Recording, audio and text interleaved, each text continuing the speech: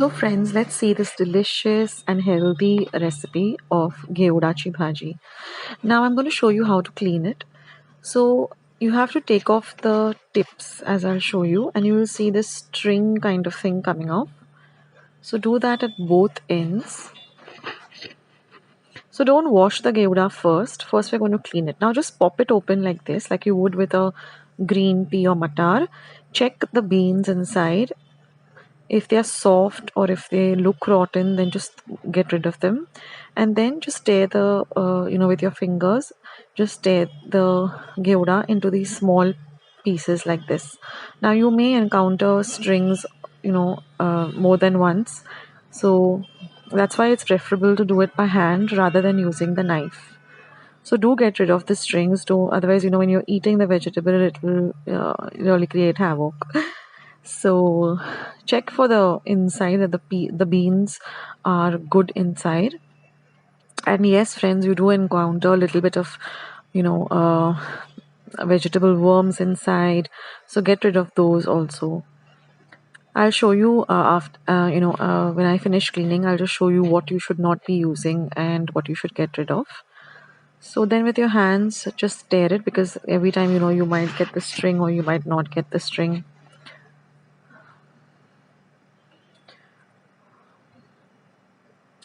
So this is a real healthy vegetable, and which you can include in your diet. It has many health benefits, like all green veggies do.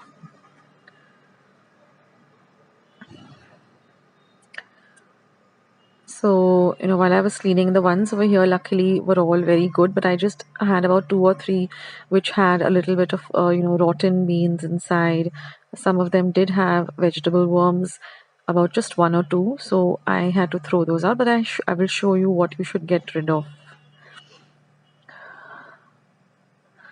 So now I'll show you what this is the end result. I've just cleaned it up. So now if you find something looking like this, which is rotten, which has a grayish or a brownish effect inside, but the beans are very soft and mushy, or they look really old and dried up like this, or they have like a very soft grayish texture, then get rid of that. Luckily I had a good the whole thing was nice, just a few of them. Now I've taken some water in a large bowl. I've added a little bit of salt to it, and I'm just going to add this vegetable to it, and I'm going to soak it for about 15 minutes. It's very, very important that you clean your veggies very, very well. Now some vegetables you have to clean, soak them first and then clean them, and some you have to clean first and then soak them. So it all depends. But I have explained in all of my videos as to what is the process. So let it soak for about 15 minutes in this water to which salt has been added. And then I'm going to just take a colander which I've placed on top of a vessel. And I'm just going to drain all of this, or just lift it up like that and put it over there. And again, I'm going to run it through some running water, that is through the colander itself, through my running water in my wash basin of my kitchen, or my kitchen sink rather. Again, I'm going to rinse it really, really well. So this is how you prep your gouda, and the recipe is very simple. So once you have finished prepping, you can always do this a day ahead also. So now I've just heated up a pan on a low flame. To that I'm going to add about 1 tablespoon of oil. Now once the oil is nice and hot, we're going to add our other ingredients, our 40 or tadka ingredients, which is half a teaspoon of mustard seeds or mohri or rye. Let them splutter well. When they begin to splutter, you're going to add half a teaspoon of cumin seeds or jeera. Next, I'm going to add half a teaspoon of asafoetida or hinga and half a teaspoon of turmeric or haldi powder. So for those of you watching most of my recipes, you know that the simple vegetables, especially the Maharashtrian way of making it, just requires these few ingredients for the foodni.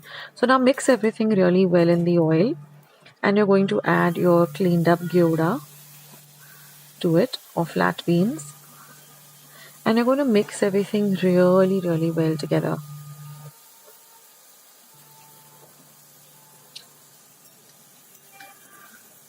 So So mix everything well so that the vegetable nicely get coated with the fodni or the bagar.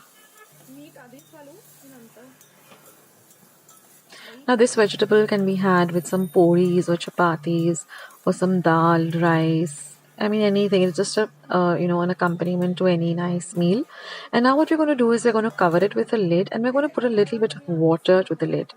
Now if you're using a leather, the glass lids with the handle that we generally have at home, you can just cover it with a lid. You don't need to add any water initially. Now every 3 minutes, just stir it in between. Carefully lift the lid. Just stir it in between every 3 minutes and add a little bit of the water because the water has now become hot. So you can add a little bit of the water so it helps the vegetable to cook. So if you're using a cover with a lid, a glass cover with a handle, just add a little bit of warm water or just sprinkle a little bit of warm water on top so that helps the vegetable cook. So just do this for about 8 to 10 minutes till the Ghevda is nice and cooked. It takes about 8 to 10 minutes on a low flame. Never cook on a high or flame, always cook on a low flame so the vegetable gets nicely cooked. Now you can see that the Ghevda is nicely cooked. It becomes a darker green color when it's cooked. So now we're going to add all the lovely seasonings. So I'm going to start by adding salt to taste. Now always add a little salt initially, otherwise then you can always add the salt later after you've tasted it. Never add too much salt because very salty food is not good for health and nobody likes to eat extra salty food. Now I'm just going to add half a teaspoon of red chili powder.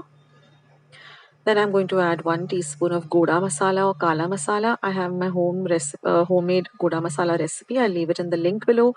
If I forget to do so, just type goda masala Akshata's recipes in the YouTube search button and you will find it. That's the easiest way to find my recipes. Just type the recipe. Like you're looking for upma, just say upma Akshata's recipes and mine will pop up. So now I'm going to add 1 tablespoon of ghee or jaggery. If you're not used to using ghee or jaggery, you can even add a pinch of sugar. A little sweetness, elevates the flavor of this dish. And we're just going to cook everything for another 2 minutes till everything really comes together nicely. Now you could add some grated coconut also for garnish, but I didn't want to add it. I just like to have it plain like this. And your Ghevda Bhaji is all ready, guys. So I hope you will try out this recipe and do leave your comments in the comment section below. I'll catch you in my next video. Take care. Bye. I hope you liked today's recipe as well as today's video, and if you would like to see more videos like this, then don't forget to leave this video a big thumbs up. Also by clicking the thumbs up icon. Also don't forget to subscribe to my channel and become a part of Akshata's recipes. Once you have subscribed, there is a small little bell icon that will pop up, so just click on that. That way whenever I put up a new recipe or a new video, you get a message for the same. So on that note, I'll say bye and I'll catch you in my next video sooner than you think. This is Akshata saying bye, take care, stay healthy, stay fit, be kind and loving to one another. So till we meet again, bye.